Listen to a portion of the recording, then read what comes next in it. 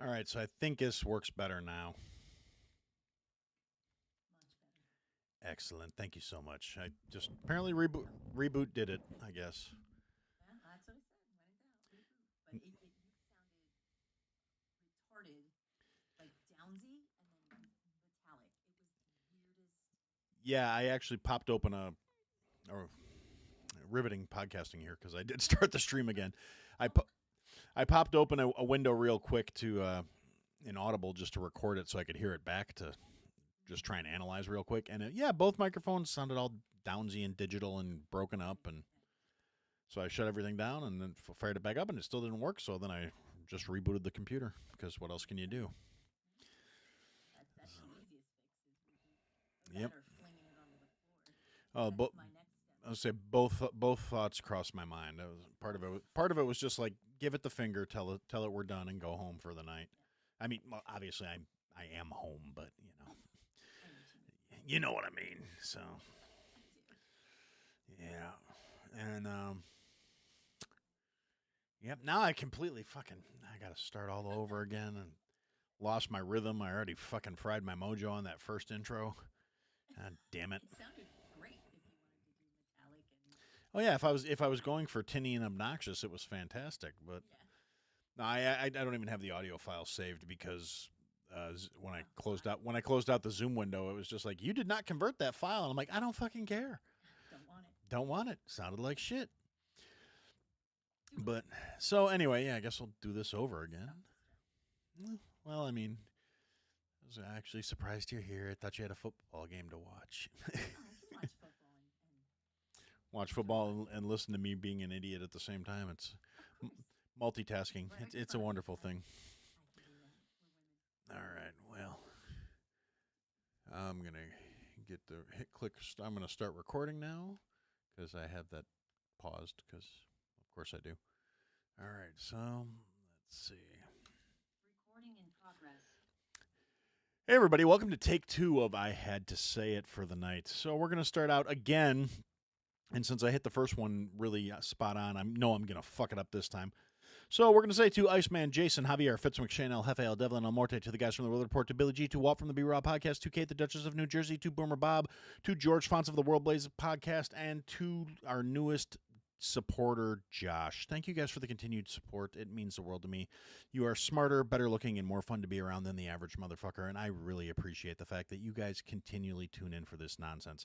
Now, I was saying a bunch of nice things about how I usually run. If you watch live streams, I run a splash panel before I actually sit down and fire everything up because it gives me a few seconds to set everything up and make sure I'm ready and make sure things are going to be okay. And I had some new opening music here, compliments of Cody, frequent guest and friend of the show, who it's a Delta blues style. I had to say it jam. I really dig it. I'm going to stick it in somewhere on the audio recording, and so yeah, that's something that uh, you're either gonna have to listen to the audio version, or I'll probably do it again during the splash screen next week too, because I dig it and it's gonna keep getting played until I am no longer amused, or until somebody else makes me something else, and then I'll just go into a rotation, which would be kind of fun.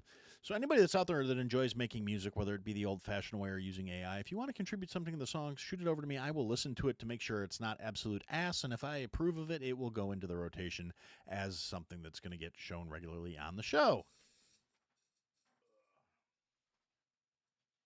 Sorry, I just noticed that paperwork in the background, and it was irritating me because I can see it moving in the fucking breeze from the fan, and that bothers me. And as you all can see, I know in the last couple of live streams I talked about how the fucking ceiling light was not working, and that's why I was using the big photograph light in the background. The photograph light has been temporarily at least retired, and we are back to having light coming from above. I need to get better light bulbs because it's kind of a yellowy light, and I don't like it. And I still have to use the fucking backlighting on the desk. But that's neither here nor there. That's a very minor detail in terms of the things that I have to worry about in this world and in this life.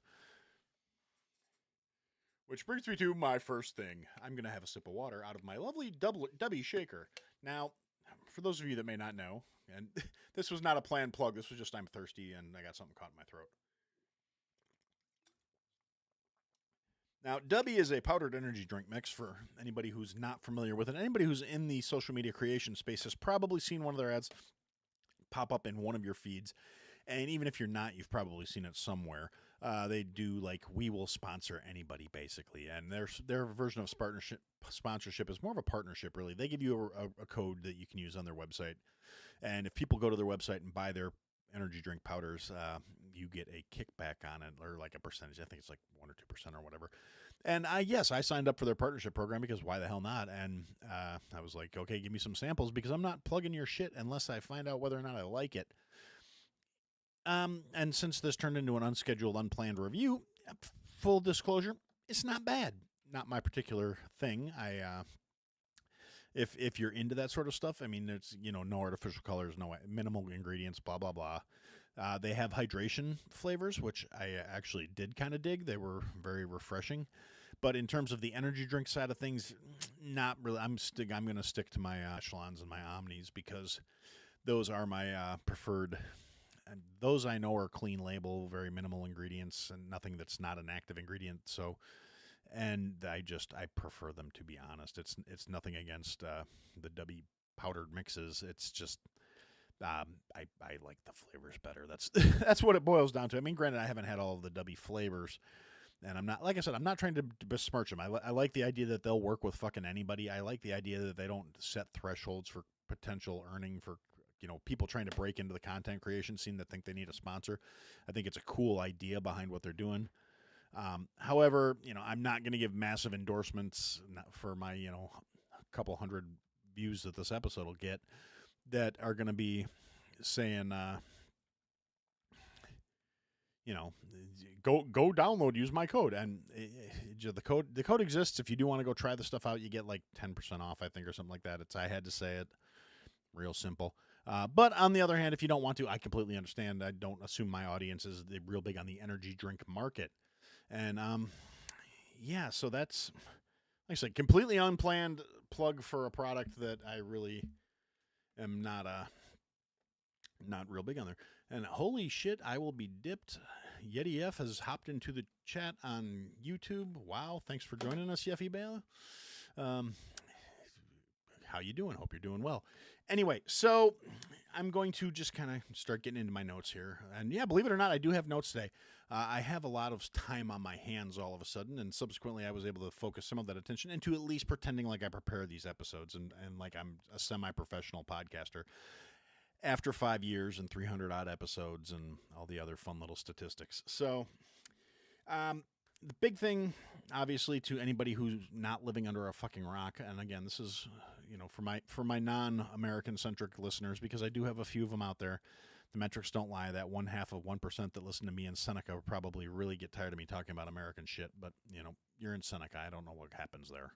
But over the course of the weekend, and now after another week of the usual bullshit, grandstandery, tomfoolery, and the midterm elections on the 4th last week, nothing really earth-shattering happened. Blue areas stayed blue. Nothing really changed. Californians shot themselves square in the dick by passing Prop 50, mostly because they're widely uneducated fucktards who don't seem to realize that they were literally handing more power to the government. They think they're doing it because it's a case of TDS on a statewide scale. These motherfuckers are voting against their own long-term interest in the name of sticking it to the fucking Cheeto. Now, do with that what you will. And everybody knows I'm not some massive, Donald Trump ass kisser. I mean, I like some of what he does. I don't like some of what he does. I think the way he goes about a lot of things are fucking retarded. And realistically, at the end of the day, that rules out a lot of people on the MAGA side of things that think I'm fucking, I'm disloyal. And the thing is, I never claimed this sycophantic loyalty to the Cheeto. I voted for him last election. I mean, I had my reasons as to why I did. Definitely better than Camel Toe. I will say that until they fucking put me in the ground. But at the same time, I don't think the sun shines out of the guy's ass. And while I don't think he's that fucking phenomenal, I also am not going to do things that are against my own best interest in the name of spiting him, which seems to be the biggest faction of the leftist policy at this point is fuck Trump. Now, when you are doing things more out of spite than out of logic or self-interest, I think you're a retard. I don't have any respect or any need to be nice to you at that point.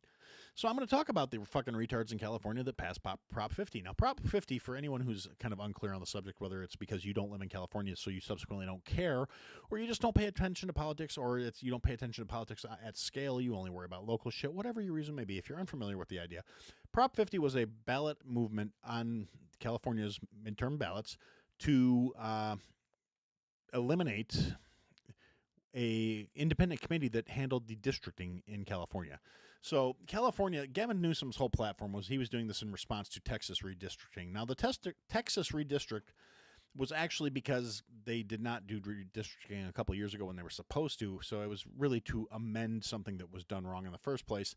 And when they did the redistricting, they redistricted it and like got rid of a couple of Democrat seats, added a couple of Republican seats. And so this was Gavin Newsom's whole thing is like, we need to redistrict because we need to fight back against what Trump's doing in Texas. And as per usual, he can't address any of the massive failures going on in his own fucking state. He has to make it about Trump bad, Orange Man bad. Anybody who's trying to do something that may benefit Orange Man is also bad by association.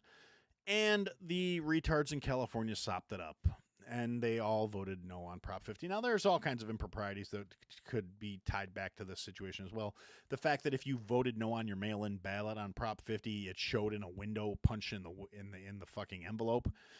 So yeah, nothing suspicious about that at all. There's no chance for improprieties there. Like no way people in the post office are going to be fucking getting rid of the fucking ballots that go against Prop 50. No way. That would never happen.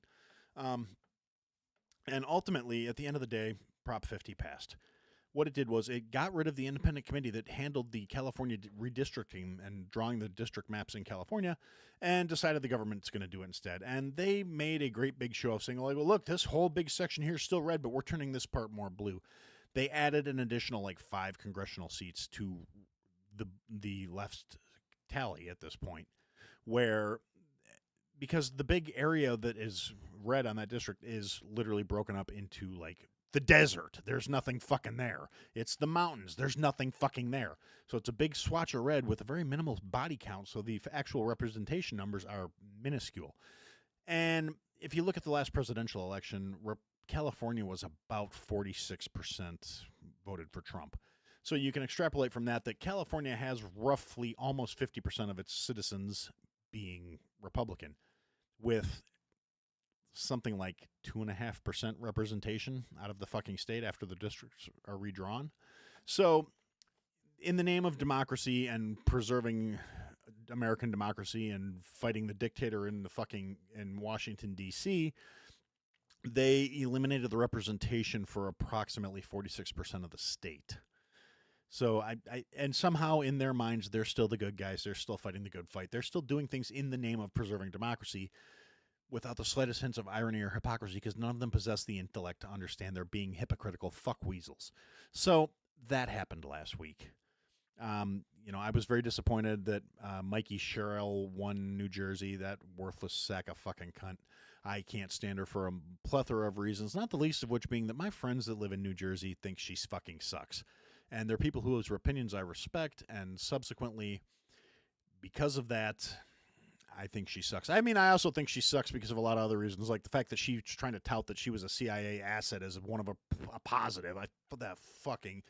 Yeah, no, spooks don't belong anywhere near the fucking wheels of power, and I don't like that. But I could go off on a tear about that for a while. But yeah, so basically, the blue states in the midterm election stayed blue. Nothing flipped. A couple of them came really close. Scott Pressler was out there killing himself. If you don't know who he is, he's a gay Republican who goes out there and canvasses to try and make sure people register Republican and vote Republican.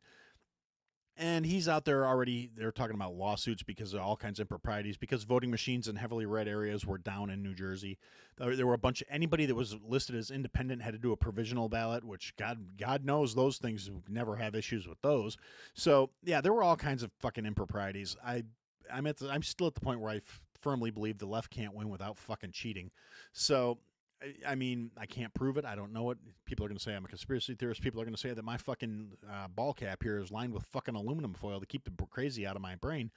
But, yeah, So that happened in the last election. Sody. Yes, I say that every time I take a sip of my sody because some secret part in the back of my brain's hoping that Steele will start sending me free shit just for mentioning them on a regular basis. I'm not believing it'll happen, but it's fun to dream. Anyway, back to the rant. So that happened in the last election, and in the course of the basically maintenance of the status quo and California doing what California does, which is being utterly full of shit and full of retards. Sorry, Bruce, I love you. You're in the minority though. Yeah, your state is the land of fruit and nuts, and I really wish you'd move to a sane state. Don't come to Illinois. I mean, not that I wouldn't love to have you as a neighbor, but you don't want to fucking live here. It's got all the problems of California with none of the fucking beautiful country. Anyway, yeah. So back to what I was trying to say before I start distracting myself. So in the course of this maintenance of the status quo of the blue states staying blue, you get all the yammering fucking leftist retards, the usual suspects, the fucking Dollar Tree Obama, fucking AOC, and fucking Bernie, and fucking Chuckles Schumer, and fucking Hiawatha, and Pelosi. And they all come out and they start trying to talk about how they got a blue wave, how it was a mandate from the people, that they continue to fight in the name of democracy to fight off Trump. There was nothing wavy about this. The turnouts were typical of a midterm election. Nobody goes out for fucking midterm elections. And I'm not saying nobody, but compared to scale, unless there is a major issue, people don't turn up for fucking midterms. They don't. It just doesn't happen. The Republicans didn't turn out in the numbers they should have. That's why New Jersey stayed blue.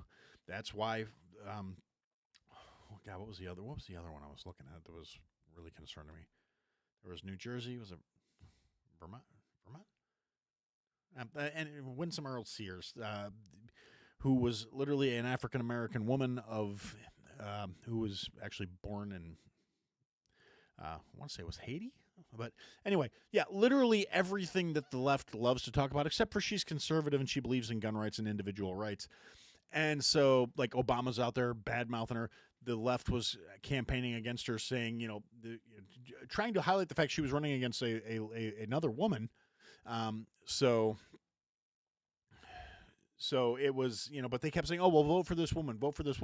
It's like they were completely ignoring the fact that there was a black immigrant woman running on the other side of the ticket when they were doing their campaign ads. It's like they don't even have the fucking wherewithal to adjust their fucking stupid, bigoted, phobic shit to accommodate who they're running against. It's like they have a script and they don't have the brains to deviate from it, and it's fucking frustrating as all hell. But, well, actually, no, that's not frustrating. What's frustrating is these fucking retards that keep falling for it. And it's a sad state of affairs pretty much across the board. And then, speaking of sad state of affairs pretty much across the board, that brings me to the election in New York, which was a national circus in a lot of ways. The right couldn't deliver on it. The fucking left, it showed you the future of the left. It showed you the future of the Democrat Party. The socialist branch of the Democrat Party has taken over, which is going to tie in more into what I have to say in a little bit here. But we're going to focus for the time being on the mayor-elect of New York City is Zohran Mamdani, the fucking Islamic fucking communist. I mean, he's an avowed socialist. He said, "Oh, we're not communists. I'm the Democratic Socialists of America." Da, da, da, da, da. Now, there were all kinds of issues with that too. Like, he was on the ballot like 3 fucking times. Partly because he was in there as, the Democrat candidate, and then he's on there as the Democratic Socialist candidate, and then he's on the left-wing candidate, and a couple of, I saw pictures of the ballot online that people had taken and posted that were literally like, gee, there's a lot of confusing shit on this, and then everybody that was running against him was like, one box down in the corner or whatever, so on, so forth, et cetera, et al. And, yeah, it was just, again, lots of chances for impropriety, utterly fucking retarded. And this dumb son of a bitch ran on a platform of they're going to seize the means of productions, literally like bullshit straight out of the Communist Handbook. we're going to fix rent prices, if landlords can't meet up with all the accommodations that they're going to have to do to follow the laws we're going to put into place, we're going to seize their buildings. And he's talking like there's not going to be slums anymore because everyone's going to, equality and rainbows and puppies and kittens and all kinds of other unrealistic bullshit, because that's all fucking commies have to sell. This guy is young, which to some people are like, now, I'm not without a sense of irony that I'm about to bitch about somebody who's young and inexperienced holding up a political office, because I've spent a huge portion of this show's existence bitching about the fucking fossils that we have in D.C.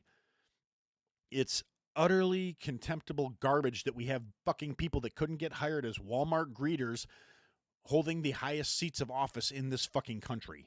If you have aged out of the fucking hello, here's your cart process, you should not be making policies that you will not be alive long enough to see the impact of said policies. I've said it. I believe it. I mean it with all my heart and fucking black ass soul. It's the truth. But I digress.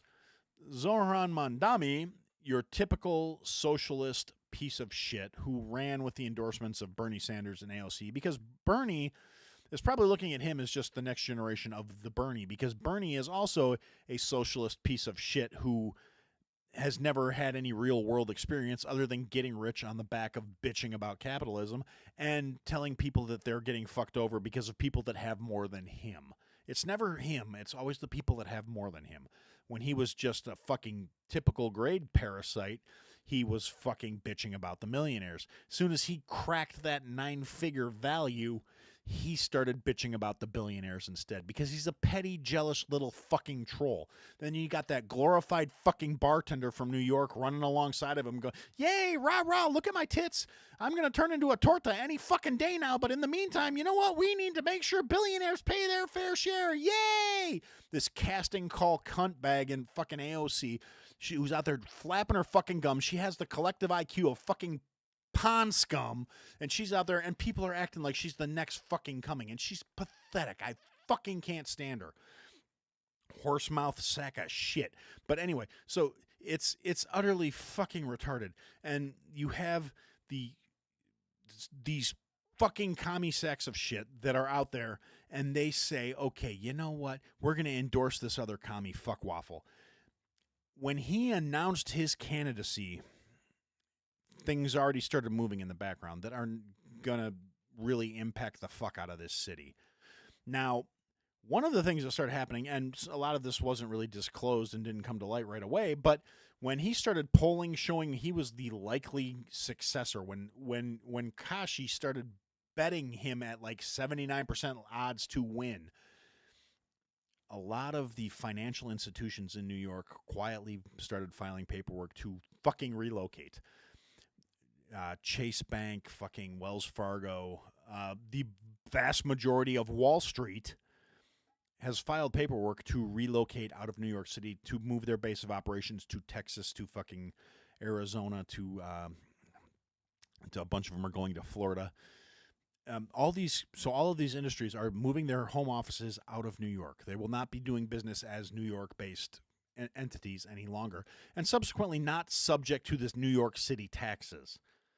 Now, this is also happening where hundreds, if not more, if not thousands of people that are people of means that have been living in New York City, all they have to do is change their primary residence. They have to buy a property, and they're all in a position where they could buy a fucking shack in fucking Florida. And a lot of them have done this recently, where all they have to do is say they spend like 51% of their time there, and they can claim residency out of state, and they are subsequently not subject to state taxes. And they don't have to, they're not, most of these really ultra wealthy people are not in a position where they have to like sell the building or sell the properties. So they can still maintain their New York City residence and find all kinds of loopholes and ways out of the tax situation that Mamdani is going to need to fund any of the bullshit he ran on. Now, the free transportation, free public buses, free, state-run grocery stores so people will be able to afford to eat again. Well, now there's all kinds of things about that are problematic, and people that are more well versed in economics than I am could definitely point these out to you, probably with much more accuracy than what I'm going to say. But I'm going to give you the Cliff Notes version of how this works. The state-sponsored grocery stores, which they've also tried talking about putting in place in Chicago too, and they're never going to fucking work because here's the thing about them. They will create more food deserts because mom and pop shops, even fucking chains, will not be able to compete against them because they are subsidized by the government, by our tax dollars, so they have no need to actually make a profit. They don't need to turn a profit because they will be subsidized by tax dollars, which means they will drive all the mom and pop shops, all the fucking chain grocery stores out of the fucking area because you can't compete with a business that doesn't need to fucking make money. I don't care what industry you are, whether it's groceries, whether it's producing something, whether it's fucking, creating art, anything where the goal is not to turn a profit will always be able to drive out the things that have to make a profit to be sustainable.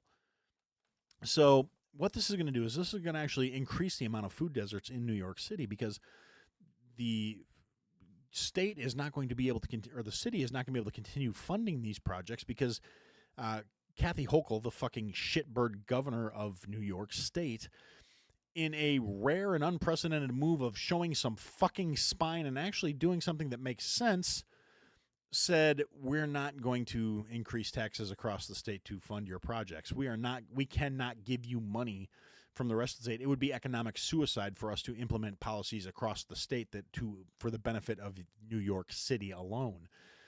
She didn't have the fucking stones to say that before the piece of shit got elected because, frankly, she's a fucking piece of shit as well. She is a racist, bigoted, ignorant sack of fuck too. But she could also read which way the wind was blowing, and she wasn't about to torpedo this fucking fool until after he was in office because the general consensus among the retarded mob that backs these people was, oh, him the future, him good. Me personally, as much as I feel pain for the people who voted against us or who are, for lack of means, can't get the fuck out of New York City, even if they saw the writing on the fucking wall, part of me's happy it happened. I mean, and I'm happy it happened in the most visible place in the fucking country because it's going to turn. My big thing is if you voted for this asshole, you shouldn't be allowed to leave. You should have to stay and deal with the consequences of your fucking idiocracy. You should have to deal with the consequences of you being a fucking retard and buying the fucking pipe dream and the bullshit. And you know how I know these people bought the bullshit? Because immediately after the election results were announced, all of these brain-dead, college-educated white motherfuckers and the just out here celebrating, yay, he won, we're going to see this, we're going to get that, oh, they're going to write off our college loans, they're going to do this, they're going to do that, we're going to get free transportation, they're going to freeze the rent prices so I'm going to be able to afford to get a house now that, once all the millionaires leave and abandon their buildings. Now, it just shows how badly the educational system in this country is fucked. Because the people posting these videos legitimately believe that's how it's going to fucking work. The millionaires and billionaires are going to leave New York City in droves, and all of a sudden that's going to drive the housing market through the ground, and everyone will be able to afford to get a two-story brownstone walk-up on the fucking east side of Brooklyn, or wherever the fuck. I don't know geography in New York. I've been there fucking once. But, they're going to, whatever nice fucking neighborhoods are there, they're all of a sudden going to all be available for people to just go help themselves to.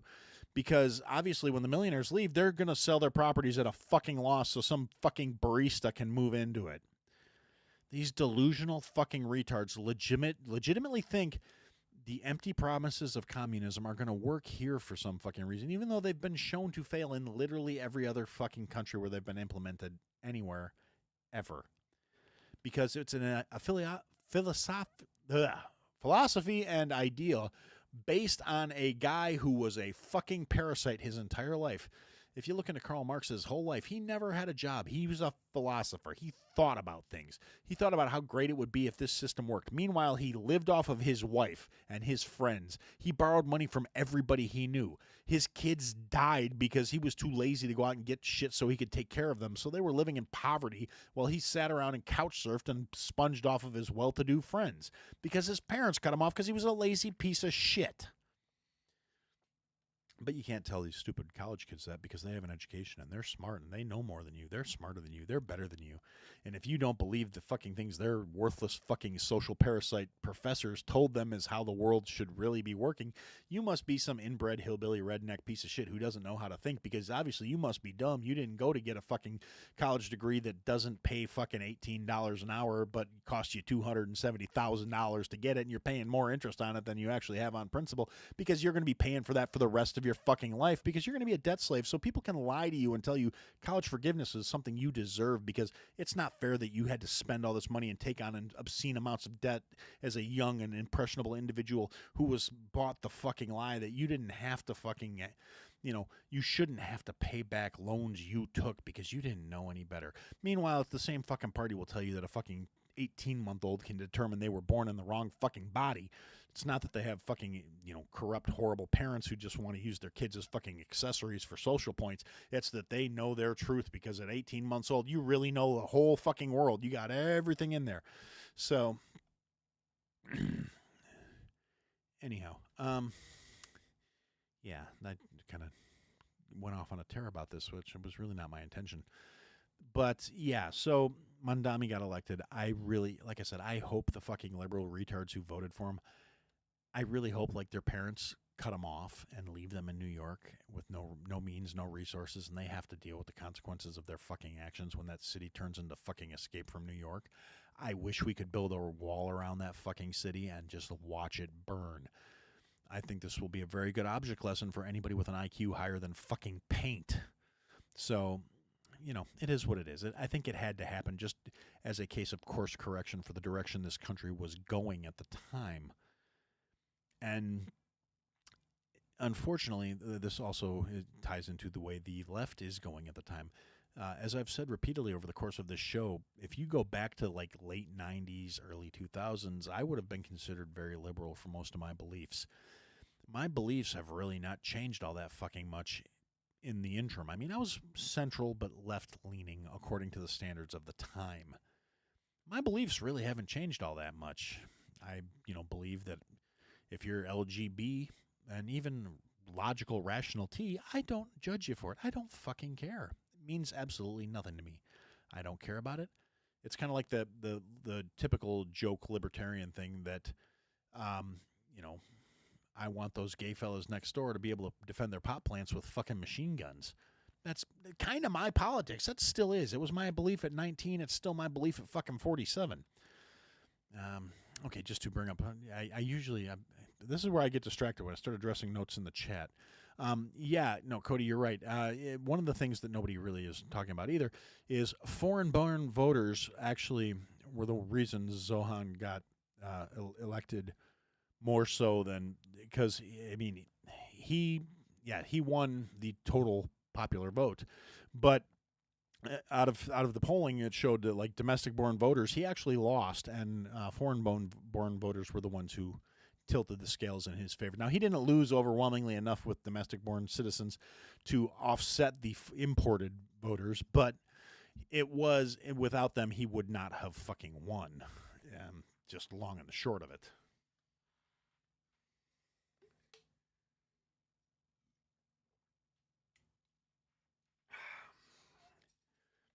Again, quality podcasting. I know that's bad decorum or whatever, but again, I need a sip from sometimes. When I'm doing all the talking for 27 straight fucking minutes, I'm entitled to have a little drink here and there. But anyway, so as I was saying, so yeah, I really think the retards that are out there celebrating and cheering about this shit don't understand the way the real world works, which, again, a lot of young, stupid, college-educated pieces of shit out there. And then to go back to a reoccurring theme in this show, the scourge of the American political landscape, as far as I'm concerned, liberal white women. Liberal white college-educated bitches. These dumb cunts. I don't know how else I can put it to... I can't think... And I know a lot of people don't like the C word. Oh, it hurts. I use it like a fucking British guy. It's just I pepper my speech with it. It's an accent word to me. It doesn't mean the same thing to me that it means to people that get overly offended by it. If you're one of those people, I'm sorry, but that's the way I fucking talk. These dumb bitches showing their own educated fucking ignorance, showing how smug and self-important they are. I saw probably I don't know, a dozen reels, videos, whatever you want to call it, to say they're celebrating that Zoran won. Shira law will be implemented in fucking New York City. These dumb bitches do not understand the implications of Shira law. They don't understand. They're not going to get to make their TikTok videos under Shira law. They're not going to get to fucking go out in public or use their words or fucking, speak to a man or let their ankles be seen. These dumb cunts have no idea what they're talking about, but one of their college professors told them that might be a good thing for the country. Or somebody told them, like, I'm guaranteed these are the same fucking crowd that's like the Free Palestine, even though they don't actually know shit about the actual conflict. They don't understand that Palestinians have literally been kicked out of every fucking Arab nation in the fucking Middle East. Not because they're biased or Islamophobic or any of the other shit, because they're also Muslim, but because the Palestinian people are infiltrated and run by Hamas, and Hamas is a fucking cancer everywhere it winds up. And they're so intertwined and fucking bred that you can't have one without the other, unfortunately. And it's a pity, and I feel bad for all the people living in shit, because literally the people most terrorized by Hamas are the fucking Palestinians, followed shortly by every fucking buddy else they come across. But I didn't mean to get off on that terror. So, yeah, I got all these dumb college-age cunts that are out there. He's talking about, yay, Shira law is going to be there and everything's going to be great and they're going to be safe and all this other stupid shit. And they, again, drank the Kool-Aid, believed the lies, dumb motherfuckers. And, I keep seeing these videos, and it's mostly about people in Europe who are saying, there's 52 fucking Islamic countries in the world. Why the fuck would you come somewhere else? And then, I agree with that. If you think Shira law is so fucking phenomenal, if you think those beliefs are so ideal, go back to the third world shitholes where they're practiced. Because until the fucking Muslims move into town and take over shit, you don't see those in first world countries. You just don't. And there's a reason for it. And people say, oh, well, you're Islamophobic. No, I'm really not. I don't actually hold anything against people that are Islamic as long as they're not militant pieces of shit. The problem is the ones that are non-militant pieces of shit aren't the problem. They're not the ones that are real vocal. They're not the ones that are out there trying to take over city councils and take over fucking villages and implement Sharia law all around the world. Islam is in a lot of ways fundamentally at odds with Western culture. Primarily because it does not allow for the existence of other cultures, despite what every fucking apologist will tell you out there. Oh, well, it says this and it says that. There's a concept, and I'm sure I'm pronouncing it terribly, but it's like taqwa. It's the idea that you can not follow tenets of Islam and ideals of Islam when you are involved in trying to infiltrate or trying to impact dealing with non-Islamic individuals.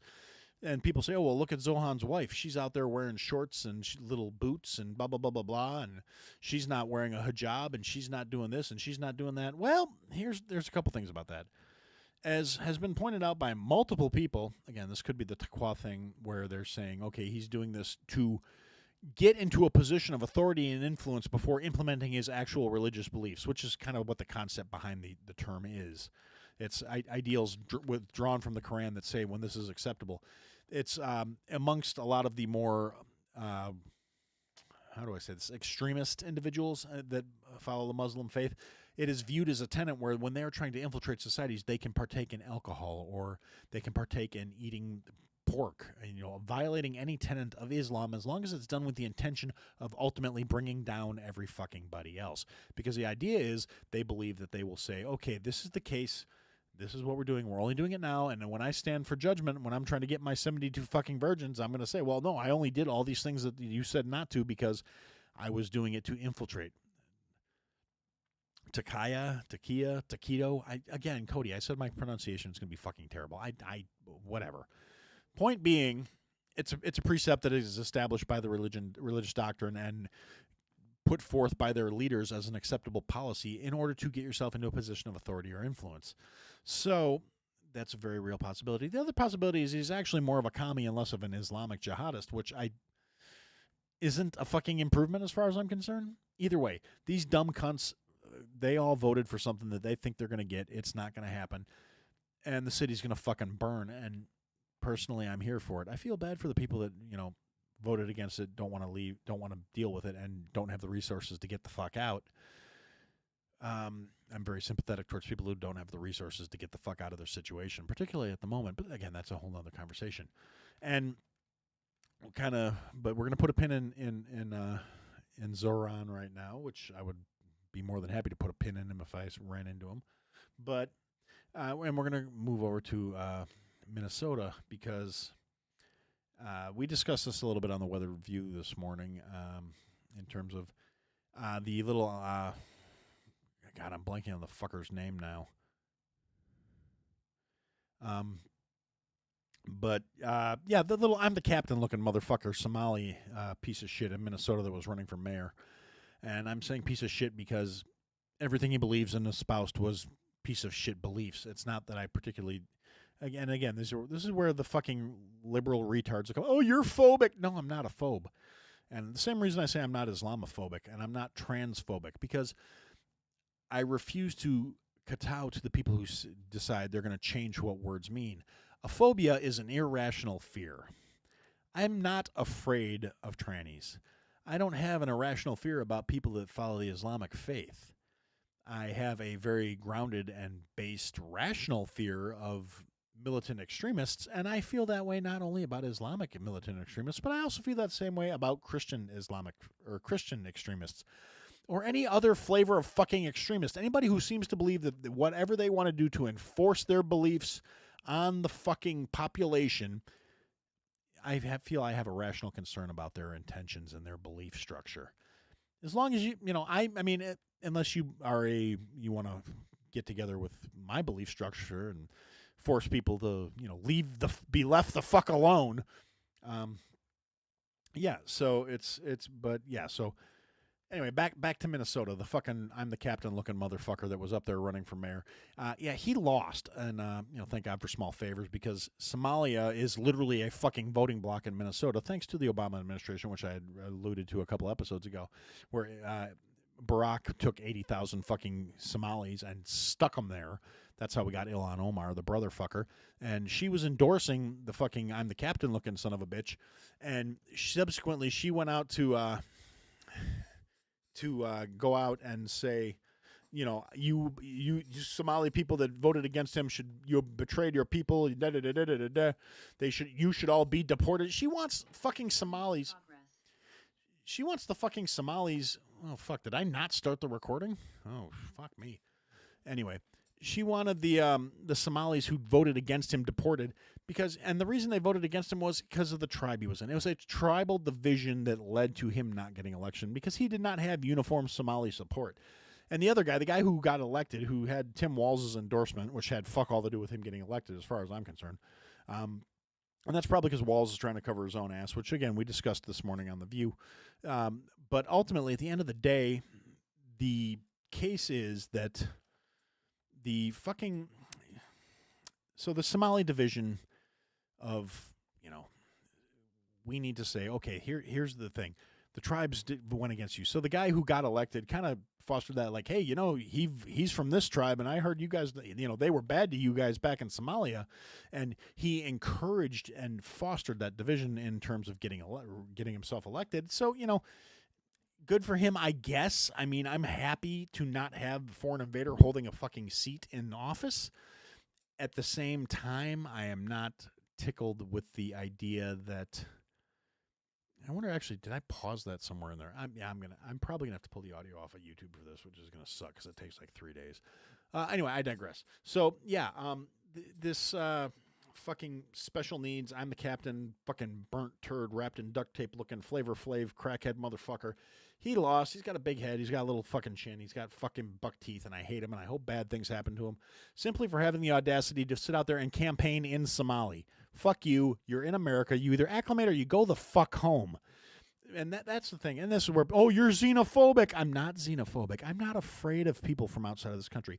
I believe that if you come here because you lived in a third world shithole, you don't bring your third world shithole policies, beliefs, and values with you. You came here to have a better life. So you acclimate to the situation that created those better opportunities. You don't say, no, I expect the better opportunities to acclimate to my shit beliefs and my shit country. You're here. You either want to be an American or get the fuck out. And that brings me to the ICE raids that are still going on in Chicago, that are still going on in areas all around the country. They're still going on in Portland. And, you know, the Antifa fucking movement that's still trying to go against it now. And it's just, again, you see the entitledness of the left. You see the woke left. You see these fucking extremist retards. The ones that are leading the party into the case of being socialism. Just, I mean, it all comes back to this whole thing of this movement is getting farther and farther left, and if you're not part of the fucking, you know, movement, you are a fucking enemy, and they see you as something that has to be removed, something that has to be destroyed, something that has to be done.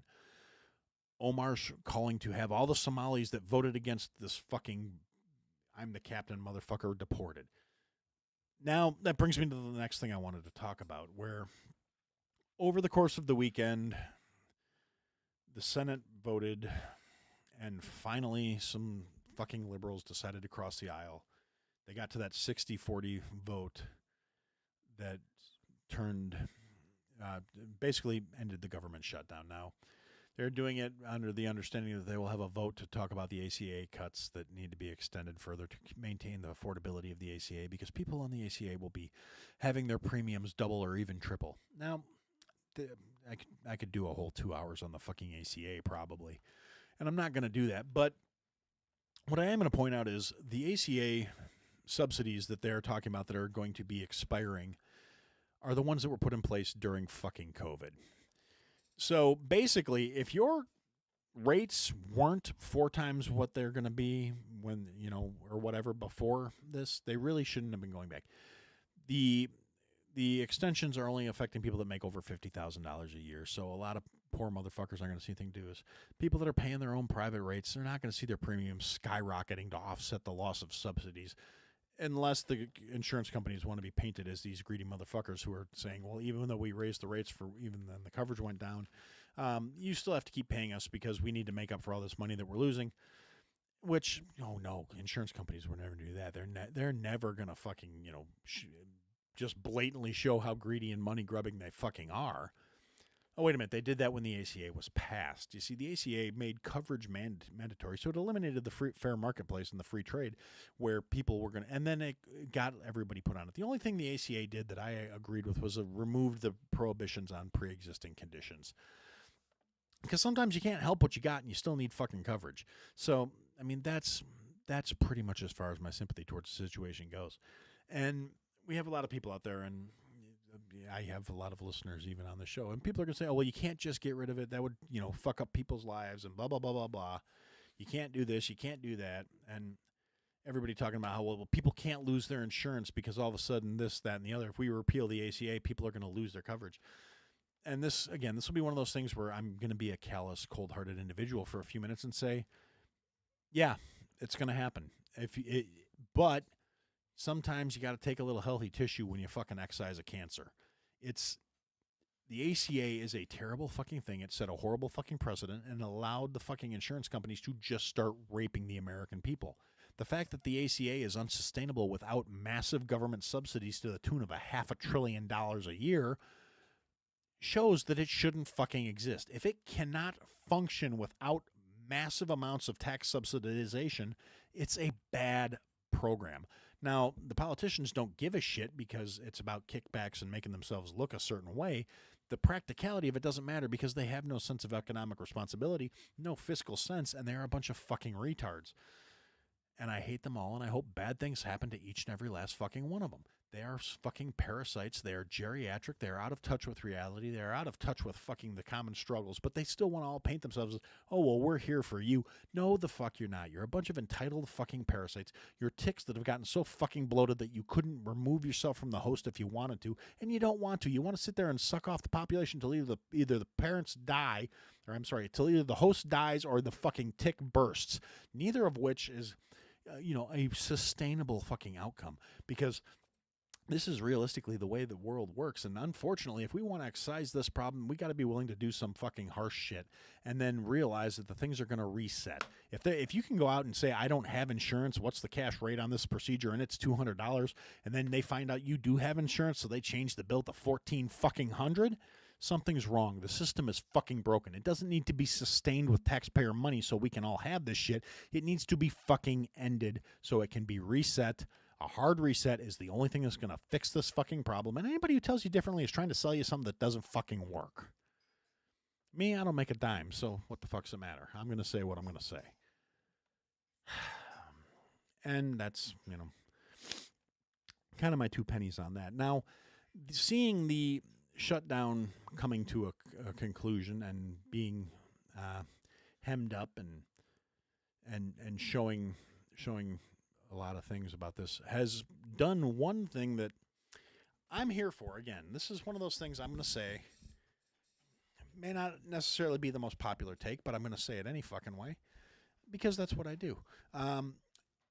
It showed a really interesting dynamic if you're somebody that's like me, if you look at these things from the perspective of kind of like a sociological experiment, if you want to look at this as a case of, well, let's look a little deeper beyond this. Let's study the fucking people behind this shit and see what they have to say about it. If you look at the reactions now that, like I said, 60-40, so like five of the non-conforming, non-hardliners said enough's enough. Like Fetterman, again, as I've said, often these days showing himself to be the only fucking leftist that's not a complete fucking idiot, and he's a fucking stroke victim. But he said, I'm sorry to the troops and to the fucking public service workers who had to deal with this for all this time. He actually put the citizens of this country ahead of politics, ahead of party, and he's been doing it for a while now. And they finally got some other people that came along and said, okay, this is what we need to do. If you look at the reactions, and again, this is one of those things, social media is not the real world. I feel like sometimes we need to remind ourselves of that because we all have screens on us. We all are looking at this shit way more than is healthy for us. We all are too invested in the opinions of strangers on the fucking internet. But at the end of the day, social media is also a fucking, it's a tool, and it can be used to monitor the pulse of the fucking society we're in. Particularly the pulse of the really loud, vocal fucking people. When, in a lot of ways, the vocal minority. Without social media, the trans movement would never have gotten the fucking traction it had. We wouldn't be talking about fucking, drag queen story time. We wouldn't be talking about people that need to be validated 24/7 simply for fucking existing. Then they found their true selves because they now identify as a fucking mollusk and they have to be oiled 3 times a day so their shell stays moist. We wouldn't have to be dealing with these fucking retards without social media. If we went back to the fucking 90s where you found out your friends by calling them and you just didn't post about every little fucking detail of your life for social media approval and for acceptance of strangers and validation of fucking retards on the other side of the planet, a lot of these social contagions would never be able to get the traction. I mean, fads come and go. Fads have shelf lives. Even this whole trans movement is showing the shelf life of a fad if you look at it from an objective standpoint. Howsoever, there are pictures of me out there with fucked up hair and bangs and shit like that. I lost all my hair, but, I didn't have to worry about being part of a fad where I'm going to wake up 20 years from now and go, where's my cock? So it's a matter of perspective, I guess. Calling these social contagions a fad might be oversimplifying things. But in a lot of ways, that's the way it is. So, so there was that. And then, so the reaction of these leftists in a lot of ways, as soon as the news came out that this vote had passed, they were going to end the filibuster on this and move forward with the process. You get the talking heads, the fucking little political social media fucking parasite pundit troll influencer, whatever the fuck you want to call them, these little fucking shit stains, fucking the Harry Sissons and the fucking Krasenstein brothers and fucking crackhead Brooklyn dad from New York or whatever the fuck his name is, and JoJo from Jersey, that fucking baggy, saggy, filtered fucking cunt. And you get all of the, and every fucking yammering talking head, Dollar Tree Obama, fucking Bernie, fucking AOC, what's her nuts, Amy Klobuchar from fucking Minnesota, all of these people, oh my God, they failed us, they betrayed us, they fucking, they sold us out, how dare they cross the aisle. You get, and tons of people all of a sudden calling for Schumer to fucking step down, Schumer to be impeached, Schumer to resign, people to show up at his office, people to start protesting, Chuckles this, Chuckles that, you failed as leadership because you caved, you bent the knee to Trump. Literally all of the fucking mouth-breathing retards on the left, the extremist left motherfuckers, these slow-minded, slow-witted, fast-mouthed pieces of shit who get their marching orders and scream them to the fucking heavens like it was the fucking word of God, go out there screaming this shit without the slightest hint of irony, without the slightest understanding that they literally just acknowledged that everything they spent the last 40 fucking days blaming on that Cheeto-dusted fuck muppet. Fuck, I shouldn't have said that, because fuck muppet, I'd like to reserve that for Pritzker, but every once in a while it slips out. I've actually had that happen in conversation when I'm talking about certain people. I don't want to do that. I want that to be special just for fucking JB. But anyway, the Cheeto-dusted bastard in D.C. got blamed for this shutdown every fucking day it happened. You had Chuckles Schumer and fucking Dollar Tree Obama and Pete Buttigieg and fucking AOC and every last one of these leftist fucking retards out there blaming Trump, calling it a Republican shutdown, saying it's the Republicans refuse to do their fucking job. Meanwhile, every fucking one of these assholes voted against passing the CR and continuing Biden-era spending. So it's not like they had a problem with the spending. It's that they had more fucking expenses they wanted. They wanted to increase the deficit spending by another $1.6 trillion fucking dollars to fund shit all around the globe, shit that had no benefit for the American people, but still was going to cost us fucking money. And that's why they were holding the fucking American population hostage. That's why they didn't want SNAP to be funded. That's why they didn't want American governmental workers to be getting paid.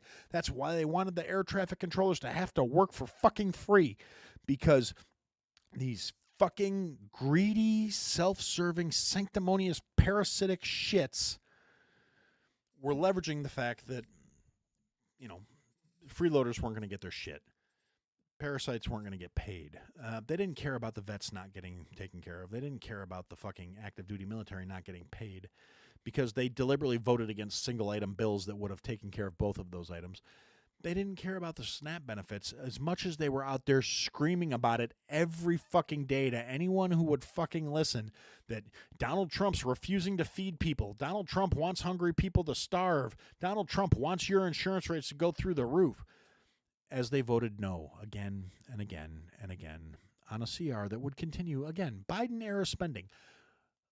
Expenditures set in place by the last administration that are still in place now because the current fucking session of Congress is a bunch of lazy, worthless motherfuckers that don't do their goddamn job and just keep passing these stupid CRs. They don't pass single-item bills. They don't pass single-item budget items. They haven't looked at anything resembling a decent budget in fucking years, if not longer. I'm pretty sure the last actual balanced budget was under fucking Bill Clinton. So, yeah, Congress has been failing at their job for fucking decades.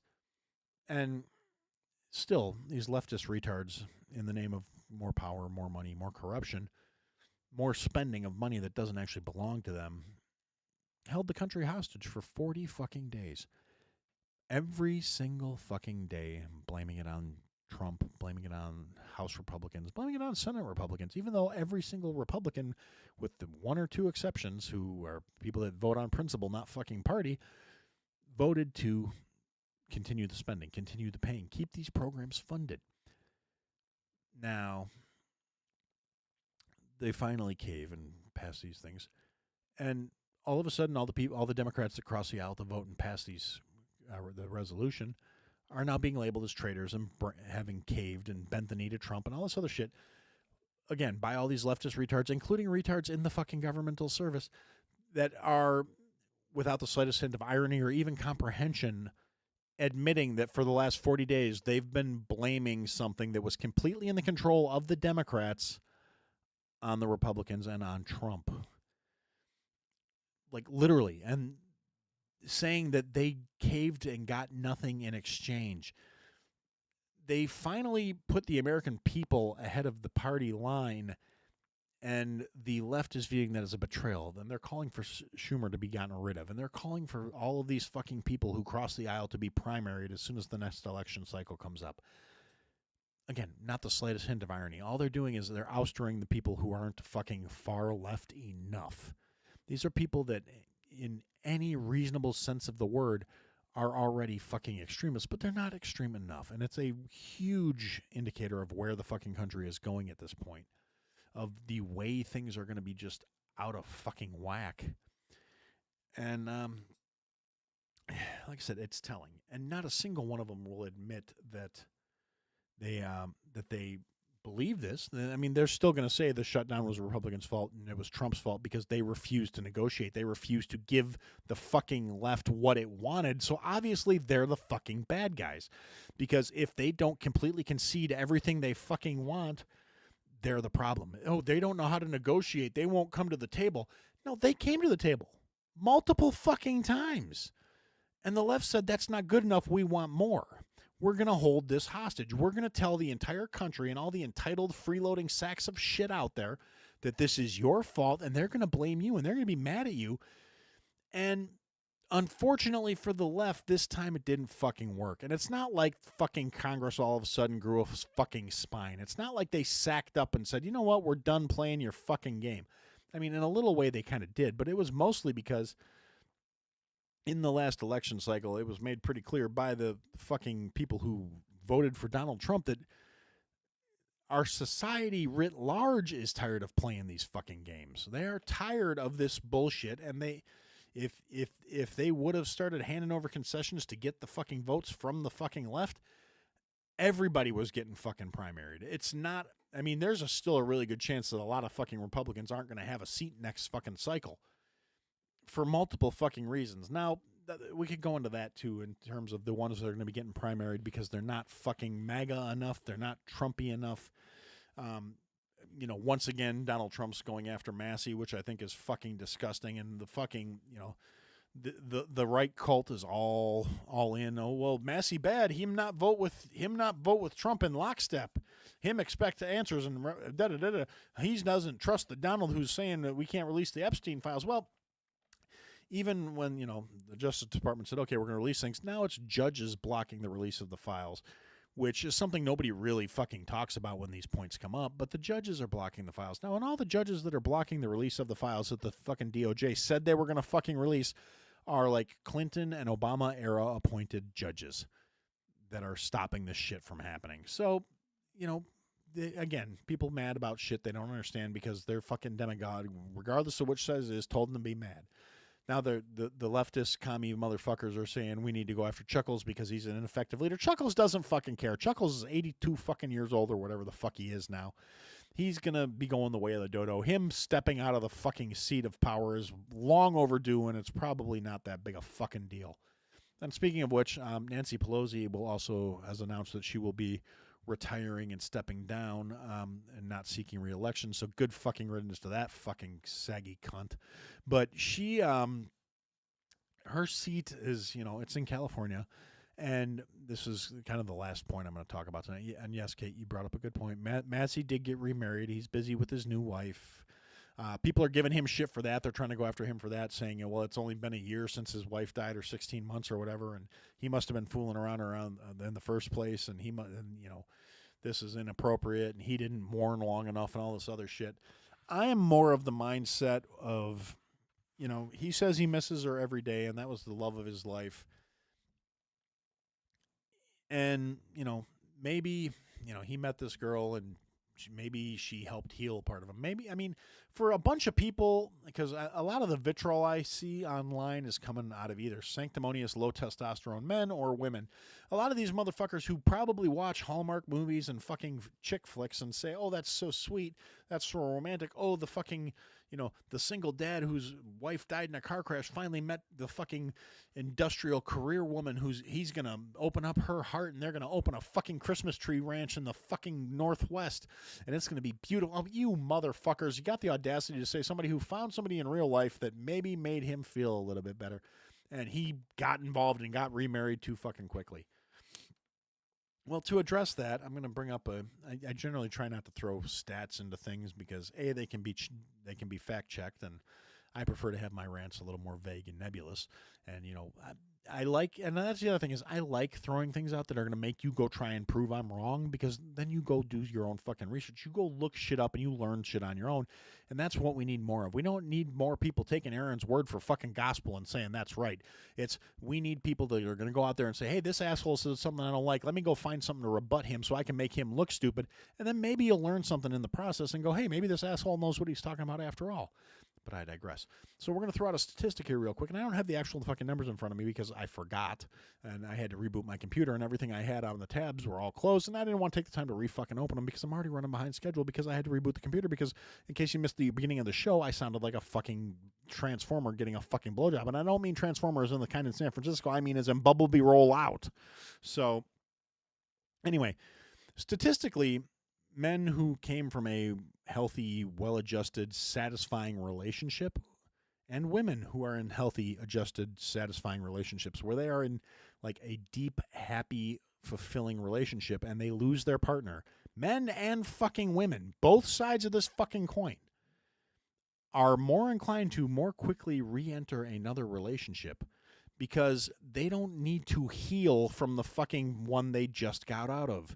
They look back on it. It's not with rose-colored glasses, but it's with an appreciation because they had a functional, healthy fucking relationship. So they're not coming out of it fucking broken goods that need closure.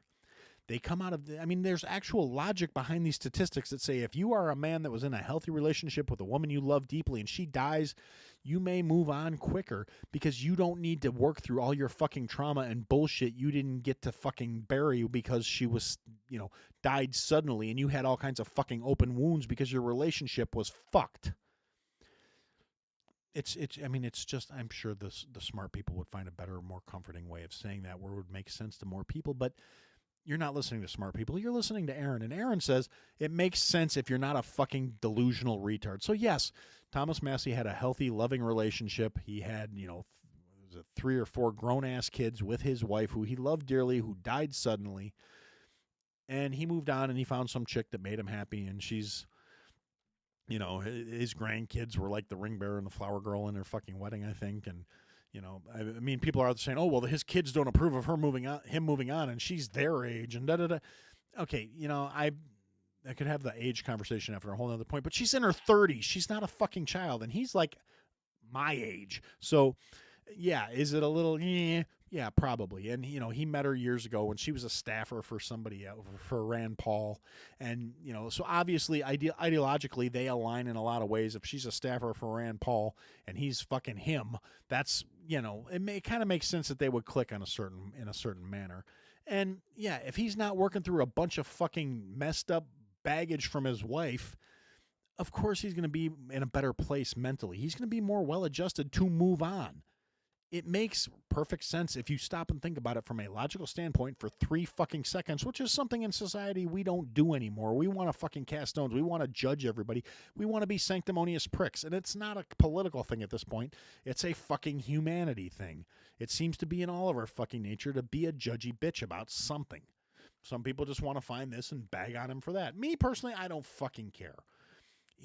I care about his politics. I care about him. He's like one of the few constitutional true people in the fucking government we have today. He's more MAGA than most of the motherfuckers paying lip service to the fucking Cheeto because his priority is American priorities first. American priorities only. I can get behind that. Until everybody in this country is fucking living a quality life, until we have an educational system that doesn't pump out fucking retards, until we have a budget that is not putting our grandchildren's children into fucking debt, we shouldn't be sending money overseas. We shouldn't be fostering important relationships by having drag queen story hour in Zambia for, the tune of $400 million. None of this shit, which are, real common sense stances as far as I'm concerned. And those seem to be the policies he votes and the way he votes. In terms of policy and legal proceedings, he voted in alignment with the Republicans and in line with Donald Trump 91% of the time. Donald Trump is trying to have him primaried. The fucking MAGA party is trying to say he fucking needs to go because he's a traitor over a 9% variance. I mean, those are like acceptable standards, and pretty much anything in the world, apparently, except for the world of politics in America today. It's a fucking disgrace, realistically. And I'm sick of it. Pineapple soddy. So, I forgot where I was going with this. Yeah, I went off on a tear. Thanks, Kate. You completely derailed me. Anybody remember what I was talking about? I mean, according to this, there's still 6 people in the chat. So, before I went off on a soliloquy about Thomas Massey,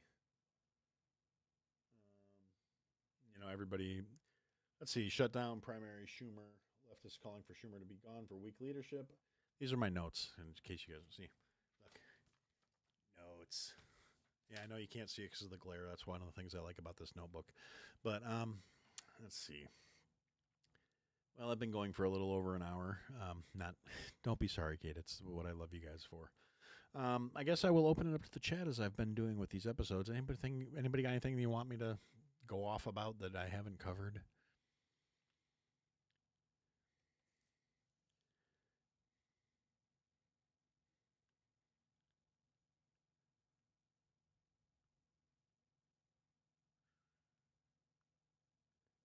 Crickets from the chat. So, okay, well, let's see what else. I do actually, just as a footnote to you guys, we'll be recording a guest episode tomorrow with.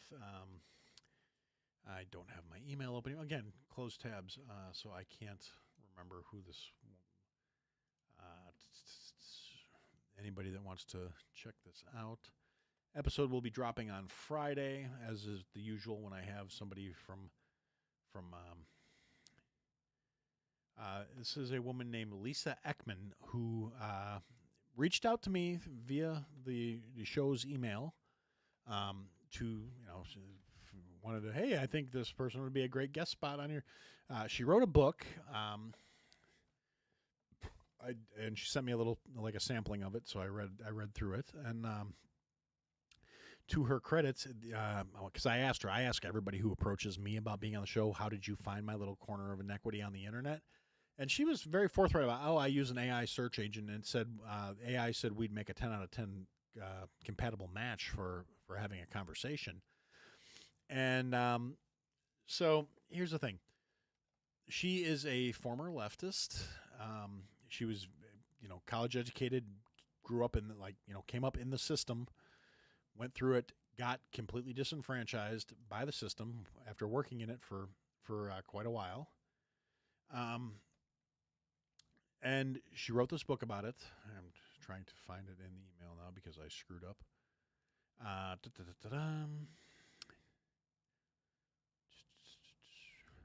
The book is called Deprogramming Democrats and Uneducating the Elites, How I Escaped the Progressive Cult.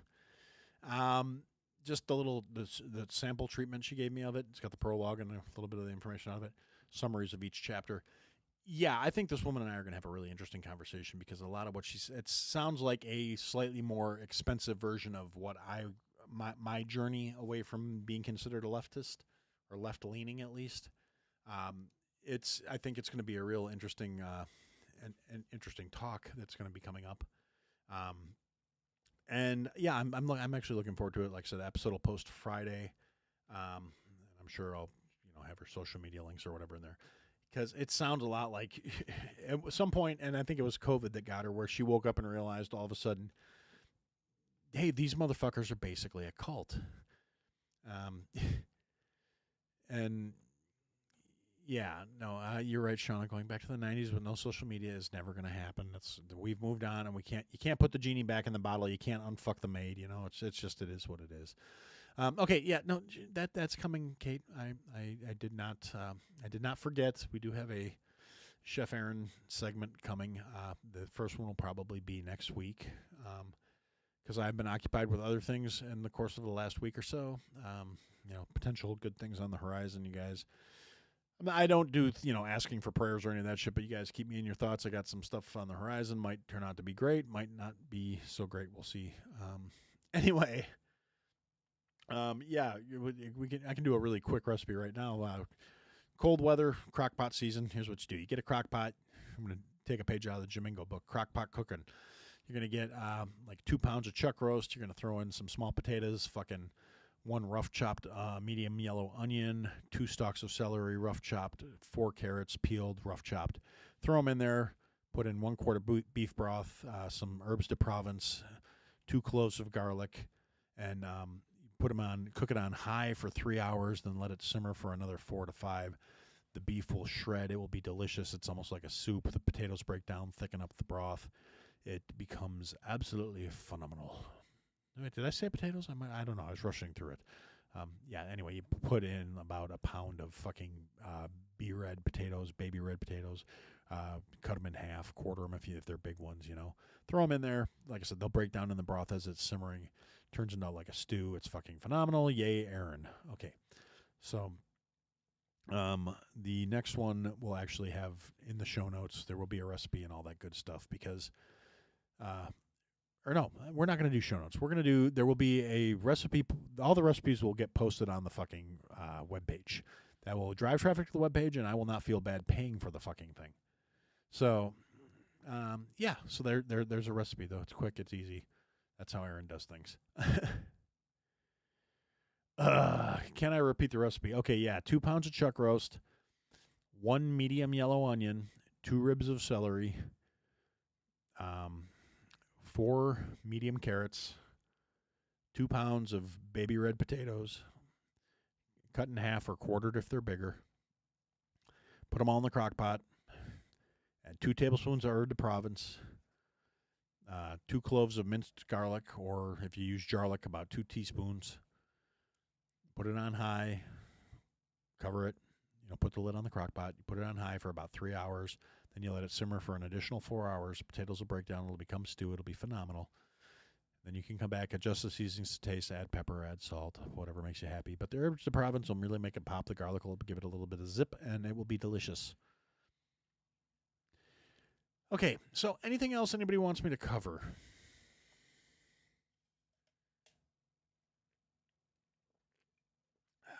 Sody. Yeah, I keep doing it.